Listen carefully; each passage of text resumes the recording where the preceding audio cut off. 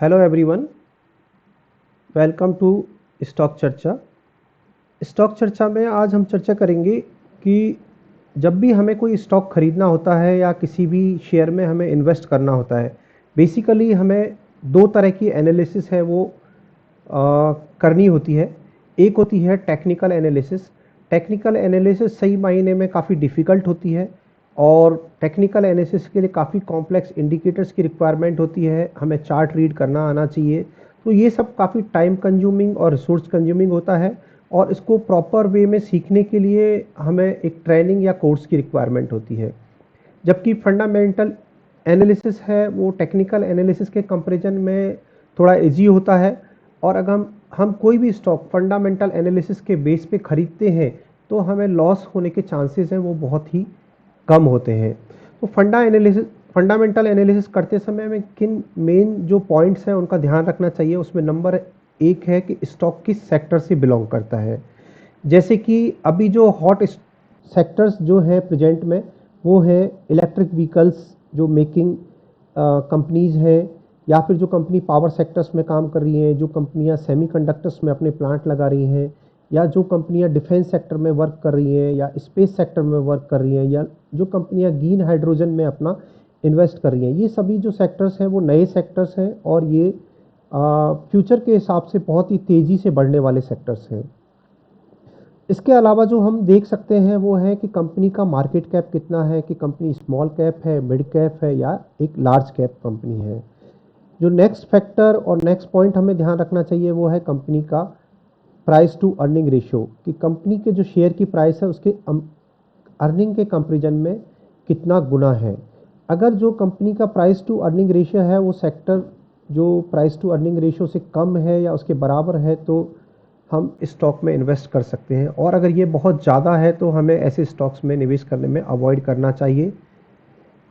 Next जो चीज़ आती है वो है कंपनी का रेवेन्यू, कि कंपनी का रेवेन्यू है वो ईयर ऑन ईयर और क्वार्टर ऑन क्वार्टर जो है वो इंक्रीजिंग ट्रेंड में होना चाहिए। कंपनी का प्रॉफिट और कंपनी का प्रॉफिट मार्जिन वो भी ईयर ऑन ईयर और क्वार्टर ऑन क्वार्टर है वो इंक्रीजिंग ट्रेंड में होना चाहिए।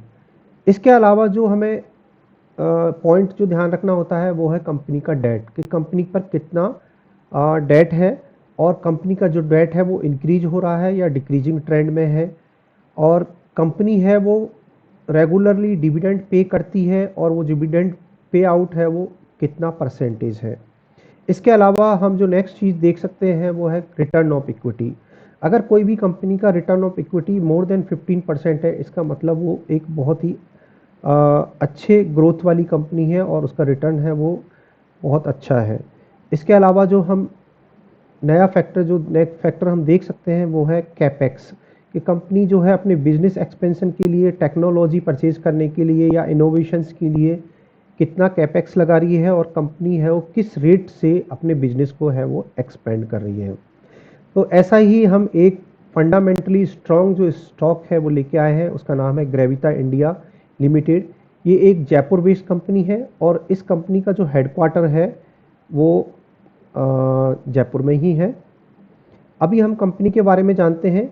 ये एक लार्जेस्ट रिसाइकलिंग मल्टीनेशनल कंपनी है। ये इंडिया बेस्ड कंपनी है जो कि बहुत सारी कंट्रियों में अपने रिसाइकल्ड प्रोडक्ट हैं वो सेल करती है। कंपनी का जो स्थापना है वो मिस्टर रजत अग्रवाल ने 1992 में की थी और 2010 में ये कंपनी बीएसई और एनएसई दोनों पर ही लिस्ट हुई थी। इस कंपनी के अगर फंडामेंटल्स को देखें तो कंपनी का मार्केट कैप लगभग 7400 करोड़ है। इस हिसाब से ये कंपनी एक स्मॉल कैप कंपनी है। कंपनी का प्राइस टू अर्निंग रेशियो है वो 30 है, जो कि सेक्टर के पी रेशियो के लगभग बराबर है। कंपनी की डेट की बात करें तो ये बहुत ही कम है, जो कि 545 करोड़ है, और कंपनी लगातार अपना डेट है वो रिड्यूस कर रही है। कंपनी का शेयर की प्राइस, आज की प्राइस की बात करते हैं तो ये लगभग 1060 रुपीज़ है, एंड कंपनी है वो लगातार डिविडेंड भी देती रहती है। अगर कंपनी का 1 ईयर लो प्राइस देखें स्टॉक का तो वो लगभग 582 रुपीज़ है। तो एट प्रेजेंट जो शेयर की प्राइस है वो 70 to 80% इसके 1 ईयर प्राइस से वो है वो इंक्रीज हो चुकी है।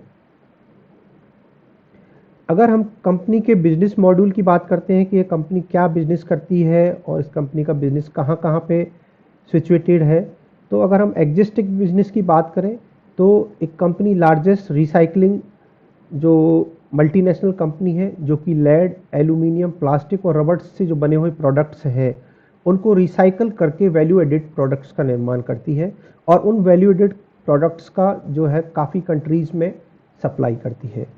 कंपनी है वो रिसेंटली अगर हम इसका इन्वेस्टर प्रेजेंटेशन देखते हैं तो कंपनी जो है लिथियम आयन बैटरीज जो कि इलेक्ट्रिक व्हीकल्स में यूज होती हैं उनके कलेक्शन और उनके रिसाइकलिंग का भी प्लांट लगाने के लिए जो है विचार कर रही है। इसके अलावा कंपनी है वो स्टील, पेपर से रिलेटेड जो रिसाइकलिंग है उससे रिलेटेड प्लांट्स की जो इनकॉर्पोरेशन के लिए भी प्लान कर रही है।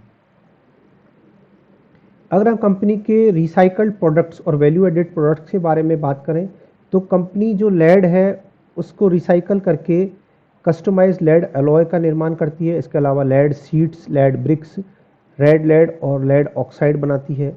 एल्यूमिनियम का कलेक्शन करके कंपनी जो है कस्टमाइज एल्यूमिनियम अलॉय और का निर्माण करती है। इसके अलावा प्लास्टिक वेस्ट से प्लास्टिक ग्रेन्यूल्स बनाती है और फूड ग्रेड पेट फ्लेक्स का भी ये कंपनी निर्माण करती है। और इन वैल्यू एडेड प्रोडक्ट्स का ये कंपनी जो है बहुत सारी कंट्रीज़ में एक्सपोर्ट भी करती है।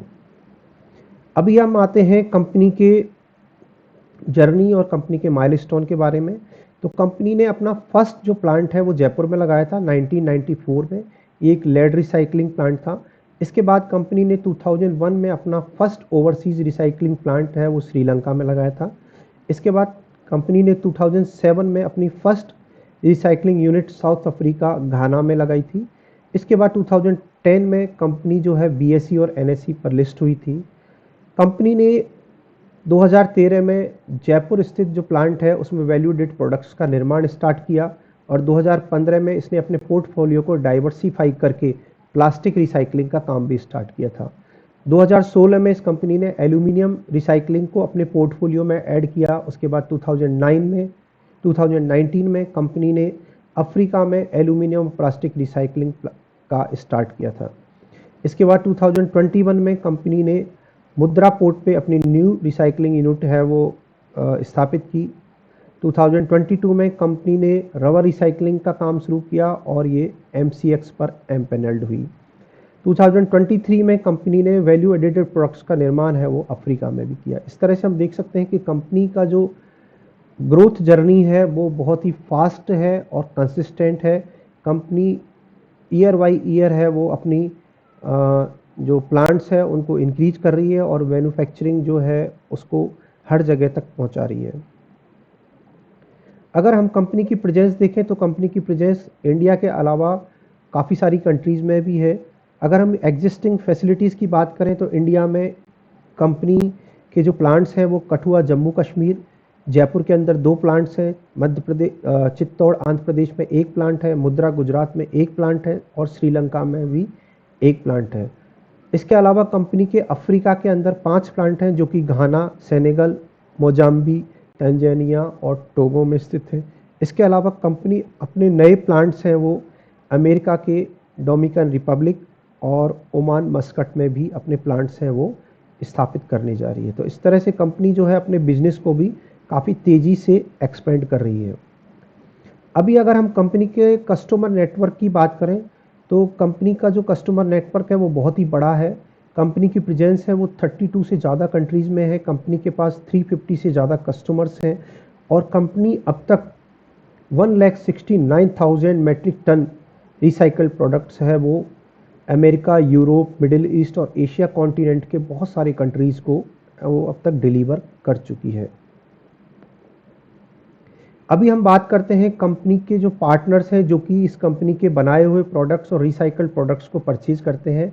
उसमें इंडिया और अब्रॉड के बहुत बड़े बिग ब्रांड्स हैं जैसे कि Amara Raja, Tata batteries, Luminous, Exide, ऑक्टेल, पैनासोनिक, दोहा केबल्स, नीलकमल। इसके अलावा पॉलीकैब, एशियन पेंट, हिताची, ग्लेनको, TBS, Tata, KEC, KEI, Toyota, Philips. तो ये काफ़ी बड़े ब्रांड हैं जो कि कंपनी से जो रिसाइकल्ड प्रोडक्ट्स हैं उनको परचेज करते हैं।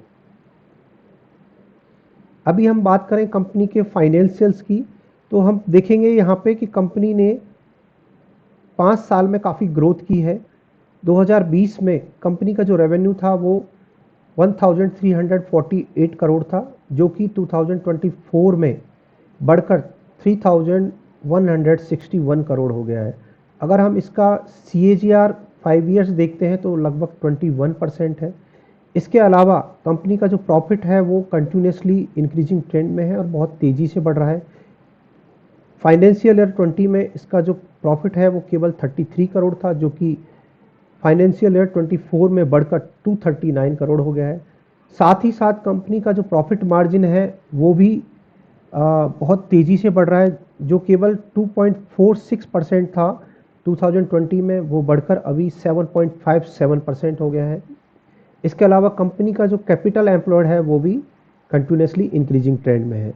कंपनी को ICRA ने A+ ग्रेडिंग दी है। कंपनी का अगर हम पैट CAGR देखते हैं तो वो 74% है। अभी हम बात करते हैं क्वार्टर बाई क्वार्टर रेवेन्यू और प्रॉफिट की। तो कंपनी का रेवेन्यू क्वार्टर बाई क्वार्टर जो है वो इंक्रीज हो रहा है। अगर हम क्वार्टर 4 2023 की बात करते हैं तो ये 749 करोड़ था, जो कि बढ़कर 863 करोड़ हो गया है। प्रॉफिट आफ्टर टैक्स भी Q4 23 में 63.81 करोड़ था, जो कि बढ़ के 68.98 करोड़ हो गया है। तो क्वार्टर बाई क्वार्टर भी कंपनी का रेवेन्यू और प्रॉफिट दोनों ही बढ़ते हुए हैं। यहाँ पर हम बात करते हैं रिटर्न ऑन कैपिटल एम्प्लॉयड। तो कंपनी का 2020 में जो रॉस था वो 16% था, जो कि बढ़कर 24 में 25% हो गया, जो कि बहुत ही अच्छा रिटर्न ऑफ कैपिटल एम्प्लॉयड है। अगर हम कंपनी की रिटर्न ऑफ इक्विटी की बात करें तो वो भी मोर देन 20% है, जो कि बहुत ही अच्छा रिटर्न ऑफ इक्विटी है। यहाँ पे हम बात करते हैं कंपनी के शेयर की प्राइस की। तो पिछले 5 साल में कंपनी का जो शेयर का प्राइस है वो लगभग 14 टाइम्स है वो इंक्रीज हो गया है। कंपनी का जो शेयर का प्राइस है वो 2020 में 64 रुपीज़ था, जो कि बढ़कर अभी 1060 रुपये पर ट्रेड कर रहा है। अगर हम 1 साल पहले कंपनी के शेयर की बात करें तो वो लगभग 617 रुपये था, जो कि 1 साल में लगभग 72% बढ़कर 1060 रुपये पे अभी ट्रेड कर रहा है। तो कंपनी का शेयर का प्राइस है बहुत तेज़ी से बढ़ रहा है। 10 साल पहले अगर हम शेयर के प्राइस की बात करें तो प्रेजेंट के शेयर की प्राइस में लगभग 23 गुना हम जो है इंक्रीमेंट देख सकते हैं। यहाँ पे अगर हम कंपनी के कैपेसिटी एक्सपेंशन की बात करते हैं तो कंपनी लगातार अपना कैपेसिटी एक्सपेंड करती जा रही है। 2023 में कंपनी की जो कैपेसिटी थी वो 2,33,919 मैट्रिक टन है, जो कि कंपनी उसको बढ़ाकर 2027 में 5,05,459 करने जा रही है। इसी के साथ कंपनी जो है वो बड़ा कैपेक्स भी लगाने जा रही है, जो कि एग्जिस्टिंग फैसिलिटीज़ हैं उनको प्रमोट करने के लिए यूज़ होगा और नई जो फैसिलिटीज़ हैं उनके निर्माण के लिए भी यूज़ होगा। तो उस कैपेक्स का अमाउंट भी काफ़ी बड़ा है, जो कि लगभग 600 करोड़ रुपए से ज़्यादा है। अगर हम कंपनी के बिजनेस की बात करें तो कंपनी का जो बिजनेस मॉड्यूल है वो बहुत ही अच्छा है, क्योंकि अगर हम गवर्नमेंट पॉलिसीज़ की बात करते हैं तो जो रिसाइकलिंग बिजनेस में अभी तक जो प्लेयर्स हैं वो मेनली इनफॉर्मल रिसाइकलिंग बिजनेसमैन है। तो इनफॉर्मल जो बिजनेस है वो धीरे धीरे गवर्नमेंट पॉलिसीज़ की वजह से वो डिक्रीज हो रहा है और उसका जो ट्रेंड है वो फॉर्मल की तरफ शिफ्ट हो रहा है। अगर हम 2016 का डाटा देखते हैं तो इनफॉर्मल बिजनेस है वो 80% था, जो कि धीरे धीरे घटकर 2026 में उसका जो एस्टीमेट है कि ये जो बिजनेस है वो घटकर 25% ही रह जाएगा। और अगर हम इस बिजनेस के जो मार्केट साइज़ की बात करते हैं तो स्क्रैप बिजनेस है वो 9,000 करोड़ था 2016 में, और इसका एस्टीमेट है कि इन 2026 में ये बढ़कर 75 करोड़ हो जाएगा। तो कंपनी का जो बिजनेस मॉड्यूल बहुत ही अच्छा है और स्क्रैप पॉलिसीज़ जो गवर्नमेंट की है उनसे और जो कंपनी के नए गवर्नमेंट के जो रूल्स हैं उसको कंपनी को बहुत ही फ़ायदा होने वाला है। तो यहाँ हम देख सकते हैं कि गवर्नमेंट ने स्क्रैप पॉलिसी लागू की है। उस स्क्रैप पॉलिसी के अकॉर्डिंग कोई भी व्हीकल जो कि फिटनेस में पास नहीं होता है और जो मोर देन 15 ईयर्स जिसको खरीदे हुए हो चुके हैं वो मैंडेटरी स्क्रैप पॉलिसी के अंडर में आ जाता है और उसको स्क्रैप के अंडर में ही रखा जाएगा। इसके अलावा कंपनी ने स्क्रैप जो रिसाइकलिंग बिजनेस है उसके ऊपर 18% जीएसटी लगा दिया है, जिसकी वजह से जो स्क्रैप बिजनेस है जो अभी तक इनफॉर्मल बिजनेस था वो फॉर्मल की तरफ शिफ्ट हो रहा है। इसकी वजह से जो इस कंपनी को बहुत ही बड़ा फ़ायदा होने वाला है। तो ये बहुत ही इस कंपनी के लिए अच्छी न्यूज़ है। तो हमें इस कंपनी के शेयर्स को क्यों खरीदना चाहिए और इस कंपनी में क्यों इन्वेस्ट करना चाहिए? क्योंकि ये एक लार्जेस्ट मटेरियल रिसाइकलिंग कंपनी है, इंडिया की सबसे बड़ी, जो प्लास्टिक, रबर और जो वेस्ट प्रोडक्ट्स हैं उनका रिसाइकिल करने वाली कंपनी है। कंपनी की प्रेजेंस है वो 38 से ज़्यादा कंट्रियों में है, जिनमें कि यूरोपियन, अमेरिकन, एशिया और अफ्रीका कॉन्टिनेंट की कंपनियाँ आती हैं। कंपनी का जो रेवेन्यू है उसमें मोर देन 50% रेवेन्यू है वो ओवरसीज़ मार्केट से आता है। कंपनी का रेवेन्यू, नेट प्रॉफिट और नेट प्रॉफिट मार्जिन जो है वो ईयर बाई ईयर इंक्रीज हो रहा है। कंपनी का रिटर्न ऑफ इक्विटी बहुत ही अच्छा है जो कि 20% से ज़्यादा है। कंपनी लगातार अपना जो डेट है वो डिक्रीज कर रही है। कंपनी लगातार अपनी कैपेसिटी एक्सपेंड कर रही है और नए यूनिट्स है उसको एस्टेब्लिश कर रही है। और कंपनी जो है recently planning to enter into the lithium ion battery जो है उनके कलेक्शन और रिसाइकलिंग के बिजनेस में एंटर करने के लिए प्लान कर रही है, क्योंकि अभी जो है इलेक्ट्रिक व्हीकल बैटरीज जो है उसका बिजनेस है वो बहुत ही तेज़ी से बढ़ने वाला है। इसके अलावा कंपनी पेपर और स्टील रिसाइकलिंग बिजनेस में भी एंटर करने वाली है। और अभी जो रिसेंट में जो गवर्नमेंट की पॉलिसीज़ में चेंज हुए हैं, चाहे वो जीएसटी इम्प्लीमेंटेशन हो, चाहे वो स्क्रैप पॉलिसी हो, उससे कंपनी को बहुत बड़ा फ़ायदा मिलने वाला है। तो इस तरह से हम इस कंपनी की स्टॉक्स है उसमें इन्वेस्ट कर सकते हैं, जहाँ की हमें लॉस के चांसेस बहुत कम हैं और बेनिफिट के चांसेस हैं वो लॉन्ग टर्म में काफ़ी ज़्यादा हैं। So for more videos subscribe the channel, like and share. Thank you.